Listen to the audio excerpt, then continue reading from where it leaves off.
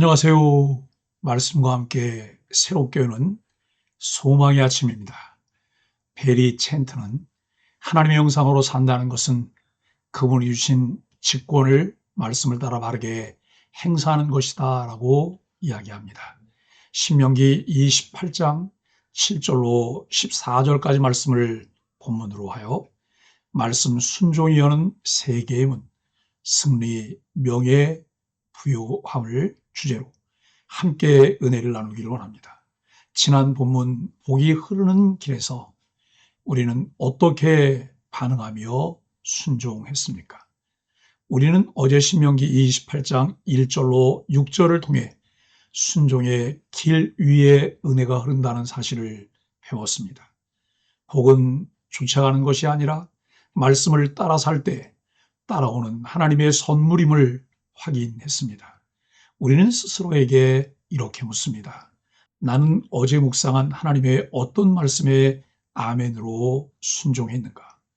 그 순종은 나의 일상 속에서 어떤 열매를 맺고 있는가? 우리는 오늘 다시 말씀 앞에 서서 새로운 질문을 마주합니다. 그 말씀에 순종할 때 어떤 문이 열리는가? 오늘 본문은 그 대답으로 승리, 명예, 부요라는 복의 문을 열어 보여줍니다. 언약 백성에게 주신 총체적 복의 약속을 배경으로 신명기 28장은 언약에 따른 복과 저주의 장입니다. 1절로 14절은 순종에 대한 복의 선언이며 15절 이후는 불순종에 대한 경고입니다. 복은 단지 물질적 보상이 아니라 하나님이 함께 하신다는 관계의 열매입니다. 주석가 피터 크레이그는 말합니다.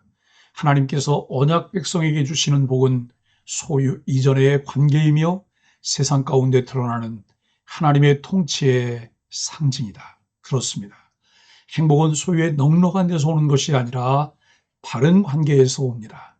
오늘 본문은 순종이 개인을 넘어서 공동체와 열방 가운데 복으로 확장되는 방식을 보여줍니다. 하나님께서 모세를 통해 가나안에 들어갈 이스라엘 백성들에게 율법을 말씀하셨습니다. 오늘 본문은 순종의 길 위에 흐르는 은혜를 따라갈 때 열리는 세 개의 문을 소개합니다. 첫째, 승리의 문이 열립니다. 여호와께서 너를 치러 일어난 원수들을 내 앞에서 패하게 하시리니. 순종은 하나님의 개입을 초청하는 삶의 자세입니다. 하나님과 친밀한 교제를 나누며 그 은혜 안에 사는 사람은 원수 갚는 것을 주께 맡길 수 있습니다. 하나님이 친히 섭리하시며 싸우시기 때문에 원수는 한 길로 왔다가 7길로 도망갑니다. 더 나아가 하나님은 순종하는 백성을 세상 앞에 드러내십니다. 땅의 모든 백성이 너를 보고 여호와의 이름이 너를 위하여 불리는 것을 보고 두려워하리니. 우리는 질문을 통해 우리 자신을 점검해야 합니다. 지금 내가 마주한 싸움의 자리는 어디입니까?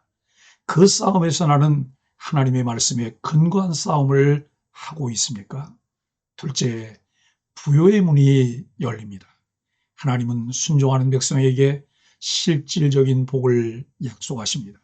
가정, 자녀, 농사, 가축, 일터까지 모든 것이 복을 받습니다. 특별히 하늘의 보고를 여시고 하나님의 타이밍에 따라 복을 부으십니다. 이 부요는 사치가 아닌 하나님의 공급하심을 누리는 삶의 안정감입니다. 그분이 공급하시면 모자람이 없습니다. 묵묵히 말씀을 따라 순종할 때 하나님의 약속은 우리와 자녀들의 삶에서 이루어집니다. 하나님의 공급하심을 지금 내 삶의 어디에서 체험하고 있습니까? 나는 하나님의 때를 믿고 순종의 길을 걷고 있습니까?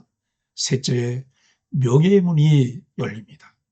너로 머리가 되고 꼬리가 되지 않게 하시며 하나님의 말씀에 흔들림 없이 순종하는 자는 세상 가운데 기준을 제시하는 영향력 있는 존재가 됩니다.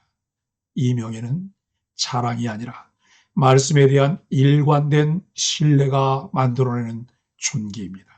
좌로나 우로나 치우치지 않는 믿음의 중심이 바로 머리가 되는 삶입니다. 나는 어떤 기준을 따라 오늘 하루를 살아가려 합니까? 하나님이 나에게 맡기신 영향력의 자리를 어떻게 감당하고 있습니까? 우리는 말씀을 묵상하며 개혁주의적 시각에서 깊이 있는 성찰을 할 수 있어야 합니다.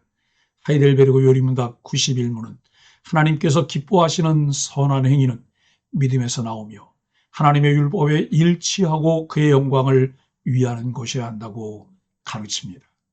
웨스트민스터 소요문답 2문은 성경은 우리가 어떻게 하나님을 영화롭게 하고 즐거워할 수 있는지를 가르친다고 말합니다. 성경이 말하는 복들은 조건적 보상이 아니라 관계 안에서 살아있는 믿음의 반응으로 주어지는 축복입니다. 말씀을 신뢰하고 순종할 때 하나님은 삶 전체를 통해 하나님의 나라와 영광을 드러내십니다. 사랑하는 소망의 가족 여러분, 복의 문은 순종으로 열립니다. 세상은 빠른 길을 찾습니다. 더 큰 전략, 더 강한 무기, 더 화려한 성공. 그러나 하나님은 느린 길, 순종의 길로 우리를 부르십니다. 그 길이 때로 지루해 보일지라도 그 길 위에 승리, 명예, 부요의 문이 열립니다. 그것이 바로 하나님께서 복 주시는 방식입니다. 주의 말씀은 내 발의 등이요 내 길의 빛이니이다. 우리는 하루에도 수없이 많은 갈림길에 서게 됩니다. 어느 길이 옳은지, 무엇이 하나님을 기쁘시게 하는지 분간하기 어려울 때가 많습니다. 성경은 우리에게 말씀을 길 위의 등불이라 부릅니다. 어두운 길을 밝히는 빛처럼 인생의 여정에는 말씀의 지도가 반드시 필요합니다. 하지만 아는 것만으로는 부족합니다. 말씀을 사랑하고 깊이 묵상하며 지켜 행하려는 오랜 순종이 있어야 합니다. 유진 피터슨은 이것을 한 방향으로의 오랜 순종이라 했습니다. 고진감래라는 고사성어가 있습니다. 쓴 것이 다하면 단 것이 온다는 뜻으로 고생 끝에 즐거움이 옴을 이루는 말입니다.